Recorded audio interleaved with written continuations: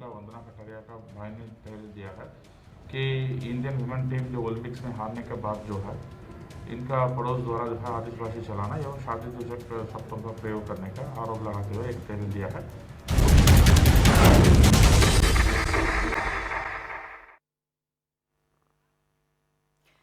नमस्कार, आप देख रहे हैं सवाल आपका। मैं हूं कायनात अंसारी। भेदभाव क्यों? भारत के संविधान में प्रत्येक जाति, वर्ग, समुदाय के नागरिकों को समानता का दर्जा प्रदान किया गया है। समाज में जाति, धर्म के आधार पर भेदभाव करना कानूनन जुर्म है। किसी को भी यह अधिकार नहीं है कि वो छुआछूत और जाति भेदभाव से समाज में अशांति फैलाए। लेकिन अफसोस के साथ कहना पड़ रहा है कि हमारे देश के समाज में आज भी इस तरह की मानसिकता जीवित है, जो व्यक्ति का आकलन उसके कर्म के अनुसार नहीं, जन्म या उसकी जाति के आधार पर करती है। का भाई ने पहल दिया है कि इंडियन वुमेन टीम जो ओलंपिक्स में हारने के बाद जो है इनका पड़ोस द्वारा जो है आतिशबाजी चलाना एवं शादी सूचक शब्दों का प्रयोग करने का आरोप लगाते हुए एक पहल दिया है।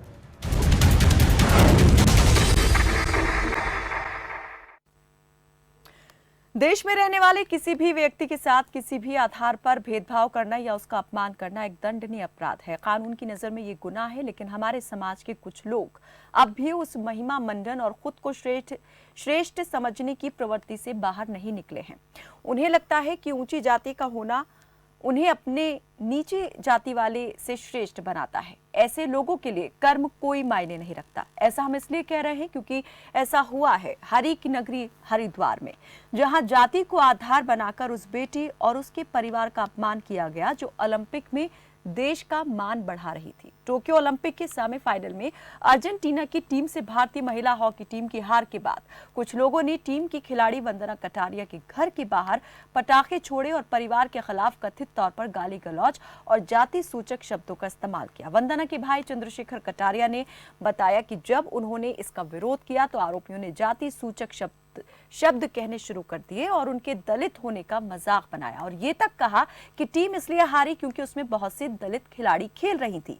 मामले में पीड़ित परिवार की शिकायत पर पुलिस ने कार्रवाई करते हुए विभिन्न धाराओं के तहत मामला दर्ज कर लिया और एक आरोपी को गिरफ्तार किया है। वहीं उत्तराखंड के खेल मंत्री अरविंद पांडे ने हरिद्वार के जिला अधिकारी और पुलिस प्रमुख को मामले में कड़ी कार्रवाई करने के आदेश दिए हैं। साथ ही पीड़ित परिवार से फोन पर बात कर हर संभव मदद का भरोसा भी दिया। इसके अलावा झबरेड़ा से विधायक देशराज कर्णवाल ने भी कई संगठनों के पदाधिकारियों के साथ वंदना के घर बैठक की। उन्होंने कहा कि खिलाड़ियों का अपमान किसी भी कीमत पर बर्दाश्त नहीं किया जाएगा। लेकिन क्या ये मामला सिर्फ अपमान से जुड़ा हुआ है? क्या इस मामले की जड़ में वो सोच नहीं जो आज भी लोगों को उनकी धर्म के आधार पर या जाति के आधार पर फर्क करती है, उनसे उनको बांटती है? पहले डाल लेते हैं सवालों पर नजर, उसके बाद करते हैं इस पर चर्चा। तो जाति आधारित सोच का खात्मा क्यों नहीं? क्यों खत्म नहीं हो रहा ऊंच नीच का भेद? क्या खुद को श्रेष्ठ विशेष मानने की प्रवृत्ति पक्षपात के लिए है जिम्मेदार? कानूनी संरक्षण के बाद भी जाति विशेष के साथ अन्याय क्यों? नंबर आपके सामने है, नंबर पर कॉल करके आप भी हमारे साथ इस कार्यक्रम में जुड़ सकते हैं और अपनी बात हम तक पहुंचा सकते हैं। इस तरह के मामलों को आप किस तरह से देखते हैं? क्या आपके आसपास भी इस तरह का कोई मामला आपकी नजरों से होकर गुजरा है या आप भी मूक दर्शक बनकर इस तरह के अन्याय को होता देखते हैं, या फिर कभी आपने भी इस तरह के अन्याय के खिलाफ अपनी आवाज बुलंद की है? अगर आपने भी इस तरह के अन्याय के खिलाफ अपनी आवाज बुलंद की है तो जुड़ सकते हैं हमारे साथ और बता सकते हैं अपना अनुभव कि किस तरह से आपने इस तरह के अन्याय को दबाने की या रोकने की कोशिश की या नहीं की, और सिर्फ मूक दर्शक बनकर देखते रहे तो उसके बारे में भी बता सकते हैं कि उसके पीछे का क्या कारण था, क्यों आप मूक दर्शक बने रहे। क्योंकि अक्सर हमारे आसपास के लोग इस तरह के मामलों को देख करके भी आंखें बंद कर लेते हैं, जुबान को सिल लेते हैं। इस पर बातचीत करने के लिए हमारे साथ दलित नेता दौलत कुंवर जुड़े हुए हैं, सामाजिक कार्यकर्ता प्रोफेसर विवेक सिंह हमारे साथ जुड़े हुए हैं। आप दोनों का ही बहुत स्वागत है हमारे साथ इस बातचीत में जुड़ने के लिए। सबसे पहले तो मैं जो हमारे साथ सामाजिक कार्यकर्ता हैं प्रोफेसर विवेक सिंह, उनसे ये जानना चाहूंगी। प्रोफेसर विवेक सिंह, अगर आज भी समाज में इस तरह की मानसिकता देखने को मिलती है, उसके पीछे आप क्या कारण मानते हैं? देखिए कायनाती, जहाँ तक ये जो घटना हुई है वंदना कटारिया की, वो बहुत दुर्भाग्यपूर्ण है। हम सबको पता है कि वो भारत की शान है, भारत की बेटी है, और उन्होंने भारत का प्रतिनिधित्व किया है। देखिए, हमारे यहाँ पे कहा गया है, जात न पूछो साधु की और कर्म प्रधान विश्व रचिराता। तो हम तो कर्म में विश्वास करने वाले लोग हैं। जहां तक यह जो बात हुई है, देखिए समाज में ऐसे आपको अनेकों लोग मिल जाएंगे, आज भी हैं, जो कि इस जाति व्यवस्था को मानते हैं और उनकी कहीं ना कहीं संकीर्ण सोच है और उनकी घटिया मानसिकता की वजह से देश में ऐसे हालात हम देख रहे हैं। देखिए, ऐसे लोगों के खिलाफ कार्रवाई हुई है और कार्रवाई होनी ही चाहिए। उनके तहत SC/ST एक्ट के तहत गिरफ्तारी भी हुई है। और देखिए, हार जीत तो खेल का एक अभिन्न हिस्सा है। खिलाड़ी वहां पे खेले और बहुत मजबूती के साथ खेले हैं और हम सबको सभी खिलाड़ियों पर गर्व होना चाहिए। और आज देखिए, आज एक ने गोल्ड भी ला दिया। तो देखिए, हार जीत से हमें बौखलाना नहीं चाहिए। हार जीत तो होती रहती है, इसका एक क्या मतलब है कि कोई खिलाड़ी हार गया तो आप उससे घर पे प्रोफेसर जाके विवेक, कुछ बात मैं करिए। हार जीत पर तो जा ही नहीं रही। क्या आप मानते हैं कि ये सिर्फ उस टीम की हार के बाद की खींच थी जो इस तरीके से बाहर निकली, या इसके पीछे आप कुछ और कारण भी देखते हैं? समाज में कहीं ज्यादा गहरी हैं इस तरह की समस्या की जड़ें। ये समस्या सिर्फ एक हार से नहीं पनपी है, ये समस्या बहुत लंबे वक्त से चली आ रही है, जिसका अभी तक मूल रूप से विनाश नहीं हुआ है। जबकि कई कार्यक्रम इसके लिए चलाए जा चुके हैं, कई मिशन इसके लिए शुरू किए गए, लेकिन आज भी ये कायम है लोगों के दिल और दिमाग में। और हम आसपास अपने देखते हैं कि वक्त वक्त पर ये जो समस्या है ये विकराल रूप धारण कर जाती है। चलिए इस पर बातचीत करेंगे। कुछ दर्शक हमारे साथ जुड़े हुए हैं। रणवीर सिंह जुड़े हैं रोहतक से, करीम खान मध्य प्रदेश से। रणवीर जी, बहुत स्वागत है आपका, रखें अपनी बात। कायनात जी नमस्कार जी नमस्ते। देखिए, अपने विवेक जी चाहे सच्चाई को कहने से छुपे हों, लेकिन हम हिचकते नहीं, हम सच्चाई को सच्चाई ही कहेंगे। ये परंपरा अंग्रेजों ने अपना शासन चलाने के लिए देश में फैलाई थी और इसी के ऊपर फिर हमारी राजनीति चलती आ रही। और आज हमारे देश को बिल्कुल जात पात धर्म में हमारी बीजेपी ने डुबो दिया है। राजनीति ही ये कर रही, सिर्फ काम और कुछ नहीं कर रहे। कहीं भी देख लो इनकी कोई प्लान हो। मैं बोलता हूँ ये जाति पाति सब खत्म होना चाहिए, नहीं आरक्षण होना चाहिए। और डॉक्टर लाइन में, ऑफिसर लाइन में तो आरक्षण का नाम भी नहीं होना चाहिए। जब एक अनपढ़ आदमी को डॉक्टर बना दोगे तो वो क्या करेगा? ये कहता हूँ उसको आर्थिक मदद करो, उसको फीस माफ करो, उनको पढ़ाओ, देश तरक्की पर जाएगा। लेकिन इस जाति जनगणना कर रहे हैं। अरे जाति क्या सभी हिंदुस्तान के हैं, हिंदुस्तानी हैं?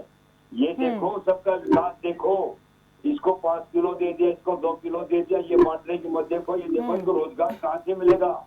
ये जाति धर्म में जाकर हमारे नेता अपना इंडस्ट्री चलाते रहते हैं और कुछ नहीं है। जनता को बेवकूफ बनाते हैं। कोरोना में मरो तो जनता मरो, अपने आप तो सेफ रहते हैं। क्यों? आप तो स्टेज पर खड़े रहते हैं। इनको जनता से मिलना नहीं है, जनता बीच में नहीं जाना।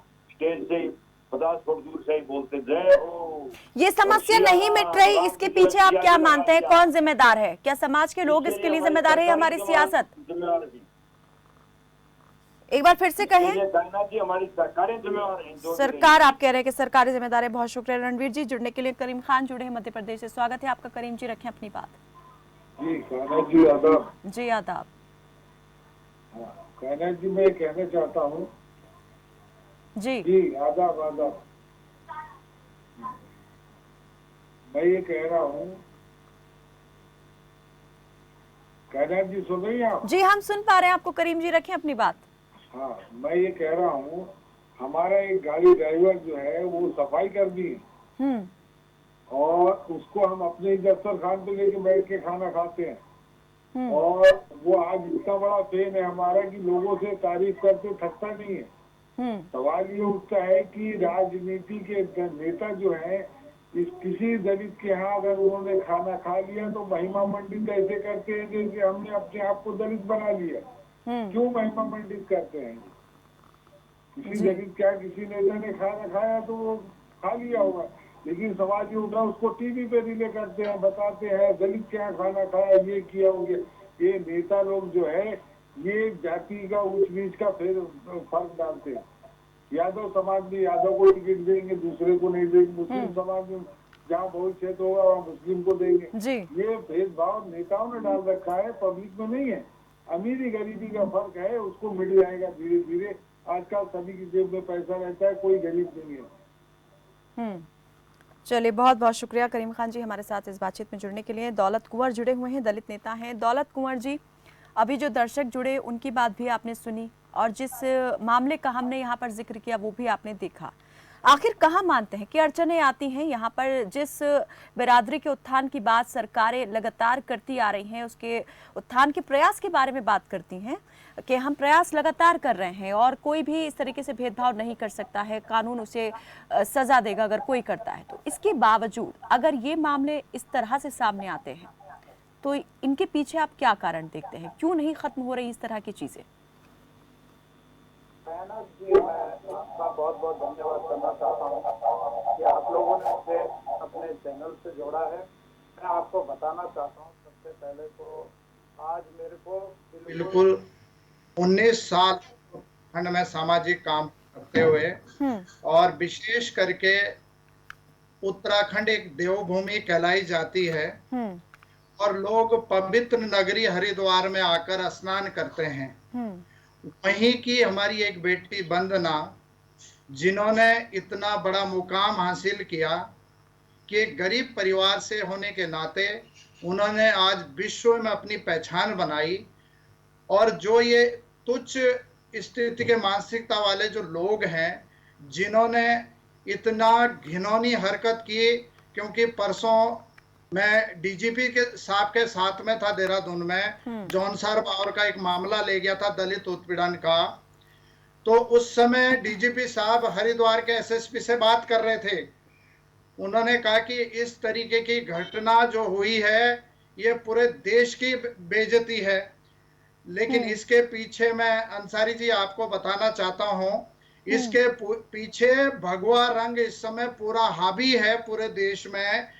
ये भगवा रंग का जो असर है कि एक खेल में जो एक बेटी इतना अच्छा मुकाम हासिल करती है और उन दरिंदों ने वहां जाकर उनके परिवार को इतनी बड़ी पीड़ा दी, उनको तो फांसी की सजा होनी चाहिए, इससे कम कुछ नहीं होना चाहिए। नहीं, कानून के अनुसार जिसके लिए जो सजा है, जिस अपराध के लिए कानून के हिसाब से ही सजा होनी चाहिए। यहाँ पर एक बड़ा अंतर ये भी हो जाता है, हम अपने हिसाब से सजा की मांग करने लग जाते हैं। सेंटिमेंट, जज्बात से जोड़ के नहीं देखना चाहिए किसी भी चीज को। जो अपराध है और कानून के तहत जो सजा निश्चित की गई है, सुनिश्चित की गई है, वो हमें उसकी मांग करनी चाहिए, डिमांड करनी चाहिए। शायद यही एक बड़ी वजह हो जाती है कि लोग कानून का जो है पालन करना नहीं चाहते।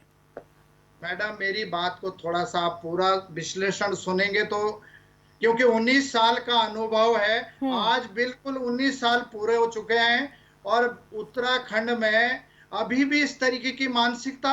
और एक तरफ से देवभूमि, अगर एक आदमी को सजा मिलेगी फांसी की, तो कई लोग जो पर्दे के पीछे जाति भेदभाव की भावना रखकर दलितों का उत्पीड़न करते हैं, वो हमेशा के लिए खत्म हो जाएगा। नहीं तो यहाँ पर कोरोना महामारी आई, लॉकडाउन लगाया गया। जाति के लिए आज तक कोई लॉकडाउन नहीं लगा।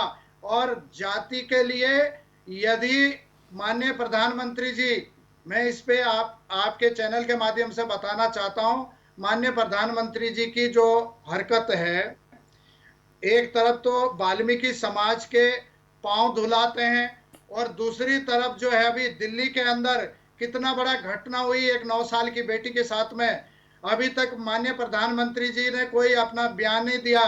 मैं आपके चैनल के माध्यम से मैं ये जानना चाह रही हूँ दौलत कुंवर जी, अभी आपने कहा कि थोड़ी देर पहले जो आपने बात कही कि जो भगवा एक मानसिकता है, जो भगवाधारी हैं, वो इस वक्त जो है ज्यादा हावी है, लेकिन आपने कहा कि 19 साल का अनुभव है। तो ये जो आप देख रहे हैं मामले, क्या ये अभी उठना शुरू हुए हैं? कैसे पहले नहीं हो रहे थे इस तरह के मामले?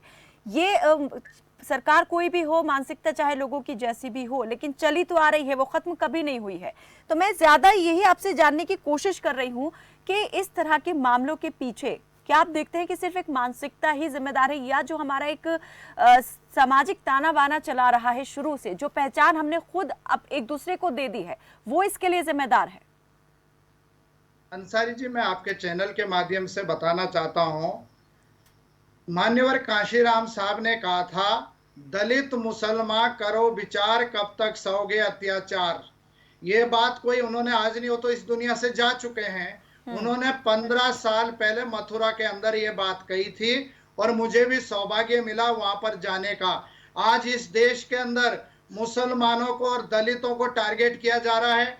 क्यों? किस लिए? क्योंकि इनकी जनसंख्या बहुत ज्यादा है और भगवा रंग के जो इनके आरएसएस के जो लोग हैं वो इनको बकायदा ट्रेनिंग करते हैं कि दलितों का उत्पीड़न और मुस्लिम समाज का उत्पीड़न करो, आपको सारा खर्चा दिया जाएगा। क्या वजह है फिर भी समाज नहीं समझता है? अगर कोई इस तरह बांटने की कोशिश करता है तो ये बांटने की कोशिश समझ में क्यों नहीं आती है? ये सियासी साजिश को क्यों नहीं समझ पाते हैं? क्यों यहाँ पर जाति आधारित वोट बैंक तैयार कर लिए जाते हैं और उस हिसाब से जो एक आइडिया लगाया जाता है वो सही भी साबित होता है? हम खुद उसको बढ़ावा देते हैं। हम किसी को दोष क्यों दे रहे हैं इस बात के लिए? और जब कोई अत्याचार हम पर इस तरह से करने लग जाता है तब हम सवाल उठाते हैं कि ऐसा क्यों कर रहा है। हम खुद यहाँ पर समानता नहीं रखते हैं, हम खुद असमानता की दृष्टि से देखते हैं। चलिए, एक दर्शक हमारे साथ जुड़े हुए हैं, गुरुग्राम से कपिल जुड़े हैं। स्वागत है आपका कपिल, रखें अपनी बात। मैडम, मेरा तो इतना ही कहना है आपसे कि ये जितनी भी जाति है सारे इक्वल, सब जाति को एक कर देना चाहिए। हमारे प्रधानमंत्री को चाहिए कि हमारे देश के अंदर सारा सब कुछ ठीक हो जाएगा, सभी को एक जाति कर देना चाहिए। जाति आधारित पहचान खत्म होनी चाहिए। हाँ जी, हाँ जी, हाँ जी। जी चलिए, बहुत बहुत शुक्रिया हमारे साथ जुड़ने के लिए। जी दौलत कुंवर जी। मैडम देखिए, एक बात के लिए मैं बताना चाहता हूं, जो अभी आपने सवाल किया है कि आखिर अभी जब कोई घटना घटती तभी लोग छटपटाते हैं और बात वोटों के टाइम पे वो फिर वहीं पे चले जाते हैं। मैं इस बार की जो मोदी सरकार है, मैं बधाई देना चाहता हूं माननीय प्रधानमंत्री जी को और आरएसएस को। इन्होंने कम से कम दलितों को और मुसलमानों को एक साथ लाने का काम कर दिया है। मुस्लिम समाज और दलित समाज अब बिल्कुल एक नीले झंडे के नीचे आ चुका है और इसका श्रेय अगर जाता है तो आरएसएस और भाजपा को जाता है, नहीं तो ये तो बिखरे हुए थे, ये तो बिखरे हुए थे। आप सिर्फ उस एकजुटता को देख रहे हैं और वो एकजुटता आपको दिखाई दे रही है वोट बैंक की शक्ल में। यहाँ सिर्फ आप देख रहे हैं कि एक राजनीतिक किसी पार्टी को या जो दल है उसको फायदा हो सकता है, लेकिन जो ये वर्ग है उसका उत्थान कब, जो दूसरे लोग हैं उनकी सोच में बदलाव कब और कैसे आएगा, ये बड़ा सवाल हो गया है। प्रोफेसर विवेक जी, कायनात जी, मुझे आपकी आवाज ऑडियो तो नहीं मिल रही है, तो क्या आपको स्काइप से सुनाई पड़ रहा है? जी मैं सुन पा रही हूँ आपको। जी जी, देखिए, अभी जो हमारे जो दलित जो नेता हैं उन्होंने बिल्कुल शुद्ध राजनीतिक बात की है। देखिए, मैं राजनीतिक बात पे नहीं चाहूंगा, हमें यहाँ समाज को एक्सेप्ट करना पड़ेगा कि देखिए कहीं ना कहीं जाति पात तो है और इसके लिए जिम्मेदार हम सरकारों को तो नहीं बोल सकते, इसके लिए जिम्मेदार समाज है। समाज का रोल ज्यादा है, सरकार का रोल यहाँ पर कम हो जाता है। समाज अगर जागे, और देखिए अगर आप देखिए आज के 50 साल पहले, 30 साल पहले तो बहुत ज्यादा जाति व्यवस्था और लोग जाति पात बहुत ज्यादा मानते थे। आज स्थिति कम आई है। आप शहरों में देखिए बिल्कुल ना के बराबर है। हाँ, ग्रामीण इलाकों में है जहाँ पर लोग अशिक्षित हैं, कम पढ़े लिखे हैं, वहां पे ज्यादा है। और आज सब बराबर है, कोई न कम है न कोई ज्यादा है, सब बराबर है। और इस मानसिकता का आप देखिए तो बहुत बड़े पैमाने पर इसका असर हुआ है, बदलाव हुआ है। तो हम ऐसा नहीं बोल सकते कि बदलाव नहीं हुआ है। जहां तक इस स्पेसिफिक केस की बात है, उसमें देखिए हमें और भी पहलुओं को समझना पड़ेगा। हम जो है ऐसा नहीं कह सकते कि क्या हुआ है। हमें पीड़ित पक्ष, जो एक पक्ष है जिसका जो कुमार पाल कुछ नाम करके उसका है, उसके यहाँ का भी स्टेटमेंट आया है कि देखिए हमारे और इस घर के बीच में बहुत पुरानी रंजिश है और हो सकता है, मैं ऐसा नहीं बोल रहा हूँ, ऐसा उनका स्टेटमेंट है कि हो सकता है कि जानबूझ के ये बात फैलाई गई हो। उस लड़की ने, उसके जो है बहन ने वीडियो भी दिखाया है कि ऐसा पहले भी वारदात हुई है, पहले भी मारपीट दोनों पक्षों में हुई है। तो देखिए हमारे संविधान का एक वसूल है कि कोई भी जो बेगुनाह है, कोई जो बेगुनाह है वह बचना नहीं, वो जो है उसके खिलाफ कोई कार्रवाई नहीं होनी चाहिए और जो भी गुनाहगार है लेकिन ठीक है, एक बात तो ये आ ही गई, जजमेंटल नहीं होना चाहिए। और मैं एक बात से बिल्कुल मैं असहमत हूँ जो इन्होंने कहा कि आरएसएस ऐसा कुछ सिखाती है कि हम दलितों के खिलाफ जो है कुछ ऐसी बातें करें। देखिए ऐसा बिल्कुल नहीं है। आप जो है राजनीतिक बात मत करिए, हम यहाँ सामाजिक मुद्दे पर बात करने के लिए बैठे हैं, तो हमें राजनीतिक बात कम से कम नहीं करनी चाहिए। जी दौलत कुंवर जी। अंसारी जी, मुझे लगता है प्रोफेसर विवेक जी जो है सामाजिक कार्यकर्ता बने हैं, लेकिन पीछे इनका जो बैकग्राउंड है भाजपा या आरएसएस से जरूर आप है। फिर किसी न किसी ये राजनीतिक दल से अभी मैंने जोड़कर आपको इस नहीं मामले बोला को है, देख रहे हैं। मेरे ऊपर इन्होंने ये देखिए प्रश्न मानसिकता का ही कि ये हम कहेंगे कि दोष है। राजनीतिक बात जो मैंने कहा राजनीतिक, मैं तो सामाजिक बात कर रहा हूं। मैं तो ये कह रहा हूं कि भाजपा और कांग्रेस को भी छोड़कर जो इस समय आरएसएस का जो रोल है मैन, नहीं तो आप ये आरएसएस कहना चाह रहे हैं कि देश कांग्रेस और का बीजेपी जो है इन्होंने ये बुनियाद डाल दी यहाँ पर जातिगत भेदभाव की, ये इसके लिए जिम्मेदार हैं? क्या आप सियासी दलों को इसके लिए जिम्मेदार मानते हैं? ये राजनीतिक दल, मैं बताना चाहता हूं आपको कि इसके लिए पहले कांग्रेस 55 साल तक दलितों को, मुसलमानों को वोट बैंक के रूप में यूज करती रही। उसके बाद इसका फायदा भाजपा आरएसएस ने किस तरीके से लिया, मैं तो सिर्फ इतना ही कहना चाहता हूं कि जो वंदना के परिवार की बेइज्जती हुई है उनके ऊपर सख्त से सख्त कार्रवाई होनी चाहिए। बात यहाँ और एक सारे जेल जाने चाहिए। यहाँ दौलत जी, फांसी की बात सजा सिर्फ होनी एक चाहिए। वंदना कटारिया की नहीं, ठीक है, बेहद शर्मनाक ये घटना है जो मामला सब यहाँ पर सामने आया है, लेकिन इस तरह के और भी मामले कहीं ना कहीं सुनाई देते पड़ते हैं। तो मैं आपसे ये जानना चाह रही हूँ कि ये मामले क्यों आते हैं सामने, इनके पीछे के कारण क्या हैं, क्यों लोग यहाँ पर सब कुछ भुला देते हैं? उनके लिए जाति सबसे ज्यादा ऊपर हो जाती है, वो जाति के आधार पर खुद को ऊपर और दूसरे को नीचे कमतर देखने लगते हैं। इनके पीछे के कारणों को मैं जानना चाह रही हूं आपसे। मैं आपको बताना चाहता हूं, जौनसार बावर 24 जून 1967 से लेकर और आज तक जनजाति क्षेत्र घोषित है। सबसे ज्यादा दलितों के ऊपर अन्याय अत्याचार इस क्षेत्र में होते हैं। ये भी देहरादून जिले का एक अंग है। यहाँ पर आज भी बाबा साहब अम्बेडकर जी ने एससी एसटियों को एक व्यवस्था दी, आर्टिकल नंबर 242 और 243 के अंदर समान अधिकार दिए हैं। लेकिन इस क्षेत्र में मैं आपको अभी, जब आपने डिबेट शुरू करवाई थी परसों, हम लोग जो है डीजीपी साहब के पास में गए थे। जौनसार बावर में पढ़ी लिखी लड़कियों को जूठे बर्तन धोने के लिए कहा गया कि तुम जूठे बर्तन धोगी एक जागरण में। वो मामला इतना तुल पकड़ दिया है कि अब जब उन्होंने उसके लिए मना कर दिया तो उनको अब बाइकाट कर दिया है, सामाजिक बहिष्कार हो गया उनका। उन लड़कियों का 5 लड़कियां हैं। तो क्या इस मामले की शिकायत आपने पुलिस में दी? बताना चाहता हूँ, ऐसे एक आपको मालूम है बागेश्वर के अंदर एक चक्की के अंदर एक, मैं दौलत जी मैं ये जानना चाह रही हूँ, क्या इस तरह के मामलों की जानकारी पुलिस को दी जाती है? क्या पुलिस कोई एक्शन नहीं लेती है इस तरह के मामलों में? अगर नहीं लेती है तब ही जरूर यहाँ पर बनता है कि सवाल उठाया जाए कि आखिर क्यों कानून भी मदद नहीं कर रहा, क्यों ये भेदभाव जो है खत्म नहीं करने की कोशिश हो रही? कानून में तो सब कुछ रास्ते दिए गए हैं ना, तो फिर हम कानून का सहारा क्यों नहीं लेते? मैं आपको बता तो रहा हूँ, एक तहसील से लेकर शुरू हुआ झगड़ा, फिर थाने गया, फिर डीएम साहब के पास गया, फिर एसएसपी साहब के पास गया, लास्ट में डीजीपी साहब से मिलना पड़ा। अभी तक इंसाफ नहीं मिला है। मैं आपको बताना चाहता हूँ, ये सरकारों की मानसिकता है। ये दलितों के साथ जितना अन्याय करते रहोगे उतनी हमारी कुर्सी बचती रहेगी। लेकिन मैं आपके चैनल के माध्यम से एक ही बात बताना चाहता हूं, मैं बधाई देना चाहता हूं आरएसएस को और बधाई देना चाहता हूं माननीय प्रधानमंत्री जी को, जिन्होंने बाकायदा वहां पर जो है कांसे की थाली में वाल्मीकि समाज के पांव धुलवाए।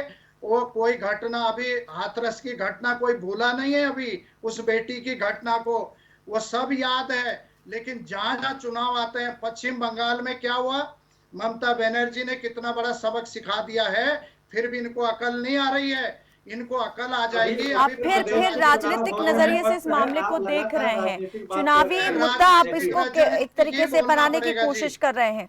आप ये कहने की कोशिश कर रहे हैं कि इस तरह के मामले जितने सामने आएंगे उतना ज्यादा जो चुनावी और सियासी नुकसान है वो बीजेपी को उठाना पड़ेगा। लेकिन ये बात आप नहीं बताने की मुझे एक तरह से कहूंगी कि प्रयास कर रहे हैं कि आखिर इस तरह के मामले खत्म कैसे हो सकते हैं। क्या सिर्फ आप देख रहे हैं कि एक तरीके से राजनीति ही समाधान है? जब सत्ता अगर मिल जाए तो सत्ता में आने के बाद इस तरह के मामले खत्म हो जाएंगे? मैडम, दोनों समाज को जागरूक होना पड़ेगा ऊपर से जो अपर तो कास्ट ये है, कहिए ना कि उनको भी- जागरूकता ही समाधान है। हाँ, उनको जागरूक होना पड़ेगा और दलित समाज को भी अपने अधिकारों को समझना पड़ेगा। आपने कहा था कि थाने कचहरियों में जाकर अपनी एप्लीकेशन लिख के वो इंसाफ ले सकते हैं, लेकिन मैं आपको बता दूं, विशेष करके उत्तराखंड के पर्वतीय क्षेत्रों में ऐसा कोई दलित नहीं है जो मार खा के थाने में जाकर एप्लीकेशन दे सकता हो। मैं दावा के साथ में बता रहा हूं।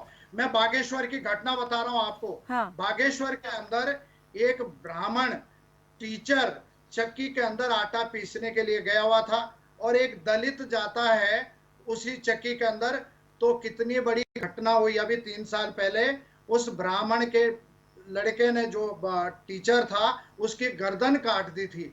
कितना बड़ा अन्याय है। एक पढ़े लिखे लोग, ये दोनों तरफ से जातिवाद तभी खत्म हो सकता है जब अपर कास्ट के लोग भी इन चीजों को समझें कि इस देश के अंदर कोरोना से बड़ी बीमारी को भी खत्म करना है। ये जो रूढ़िवादी सोच है प्रोफेसर विवेक सिंह, ये जो एक हनक होती है, सनक होती है अपने को श्रेष्ठ समझने की, इसका आखिर इलाज क्या है? देखिए, मैं मानता हूं कि ये हमारे जो रूढ़िवादी सोच है, और ऐसे देखिए समाज में आपको विकृत मानसिकता के लोग मिल जाएंगे जो कि ऐसा काम करते हैं। तो देखिए, अभी जो नेताजी बोल रहे थे और इन्होंने बिल्कुल जनरलाइज कर दिया। आप जनरलाइज ना करिए। देखिए, समाज में ऐसे लोग हैं, वो चाहे जिस भी आप जाति में देख सकते हैं, लोग आपको मिलेंगे जो कि ठीक नहीं, उनके रूढ़िवादी सोच है, उनको प्रोग्रेसिव सोच नहीं है और वो ऐसा करते हैं। मैं मानता हूं कि कहीं ना कहीं अत्याचार आज भी हो रहा है, लेकिन उसका जो पैमाना जो पहले होता था उसके मुकाबले बहुत घट गया है और इसमें समाज का भी रोल है। और देखिएगा आगे आने वाले सालों में एक और भी कम होगा। देखिए, जागरूकता जरूरी है, लेकिन कम अभी भी आप कह रहे हैं कि कम होगा, लेकिन खत्म कब होगा, कैसे होगा? देखिए, खत्म होने में समय लगेगा। और रही बात, अगर आप देखिए जो केसेस वगैरह जो जाते हैं, उससे बहुत सारे केसेस हमको दूसरे पक्ष को समझना पड़ेगा कि ऐसे केसेस लगा दिए जाते हैं। क्या आप मानते हैं कि जब तक हमारे देश में जो चुनाव जो है जातियों के आधार पर या जाति का नाम ले लेकर लड़े जाते रहेंगे, तब तक ये समस्या हल नहीं होने वाली? देखिए कायनात जी, हम लोग लगातार चर्चा करते रहते हैं, जाति के आधार पर ही चुनाव लड़े जाते हैं। इस देश की विडंबना यही है कि चुनाव मतलब जाति के आधार पे। और आप देख रहे होंगे कहीं ब्राह्मण सम्मेलन हो रहा है, कहीं कुर्मी सम्मेलन हो रहा है, इसके पीछे कहीं ना कहीं लगातार जाति पर ही फोकस। सुना ही होगा ना, जनगणना भी इस आधार पे कराने की मांग की जा रही है कि जाति के आधार पे जनगणना। तो ये कह सकते हैं कि सियासतदान तो नहीं बदलेंगे, सियासतदान तो नहीं बदलेंगे, लेकिन लोगों को बदलने की जरूरत है। लोगों को अपना माइंडसेट बदलने की जरूरत है। उन्हें इस नजरिए से देखना छोड़ना पड़ेगा। विचारधारा, माइंडसेट बदलने की आवश्यकता है। उनको जो भी रूढ़िवादी जो परंपराएं हैं, जो उनकी सोच है, उसको निकालने की जरूरत है। लोग पढ़े लिखे हैं, कोई ऊंचा नहीं है, कोई नीचा नहीं है, सब कोई बराबर है। और देखिए, शहरों में तो एक खत्म हो गया है लगभग, लेकिन गांवों में है। और मैं मानता हूं कि कहीं ना कहीं अत्याचार तो होता है, लेकिन कहीं दौलत कुंवर जी आपकी इस बात पर मुस्कुराए हैं। मुकदमे भी गलत जल्दी से दिए जाते हैं। दौलत कुंवर जी, जल्दी से अंतिम प्रतिक्रिया। मेरी तो प्रतिक्रिया एक ही है कि ऐसा नहीं है। मैं फिर दोबारा कह रहा हूँ डॉक्टर साहब, मैं आपको बताना चाहता हूँ प्रोफेसर साहब, कि दोनों समाज में लोगों को आपस में एक भाईचारा बनाना पड़ेगा। भाईचारा सिर्फ दोनों को ही नहीं, जितने भी हमारे समाज के लोग हैं आपस में, उन सबको भाईचारा बनाने की जरूरत है। सभी को समान देखने की जरूरत है, समान नजरिए से, तभी हम इस समस्या से जो है वो निपट पाएंगे। अगर हम यही करते रहे कि इस वर्ग के और इस वर्ग के लोग एक साथ आ जाए, तो फिर हम दूसरे को जो है सबक सिखा देंगे, तो ये समस्या कभी खत्म नहीं होने वाली। बहुत बहुत शुक्रिया। जी जी, ये भी हमको नहीं करना है कि एक दलित के घर पे आपने खाना खाया और आप उसका प्रमोशन कर रहे हैं। आपने दलित के घर पे खाना खाया तो क्या हुआ, जैसे आप है वैसे वो भी है, उसके यहाँ आपने खाना खा लिया तो कौन सा बड़ा काम कर दिया। तो ये प्रमोशन की हमारी मानसिकता, इसको भी हमको दूर करना पड़ेगा। चलिए, बहुत बहुत शुक्रिया आप दोनों ही मेहमानों का हमारे साथ इस बातचीत में जुड़ने के लिए। तो जिस देश में चुनाव ये धर्म जाति के आधार पर लड़े जाते हो, वहां इस सामाजिक बुराई का खात्मा जल्द और जड़ से होगा, ये सोचना ही अपने आप में नासमझी होगी। इस बुराई को खत्म करने के लिए समाज को पहले उस चश्मे को उतारना होगा जो लोगों की पहचान उनके धर्म, समुदाय और जाति के आधार पर करता है। फिलहाल के लिए मेरे साथ बस इतना ही। आप देखते रहें खबर फास्ट। नमस्कार।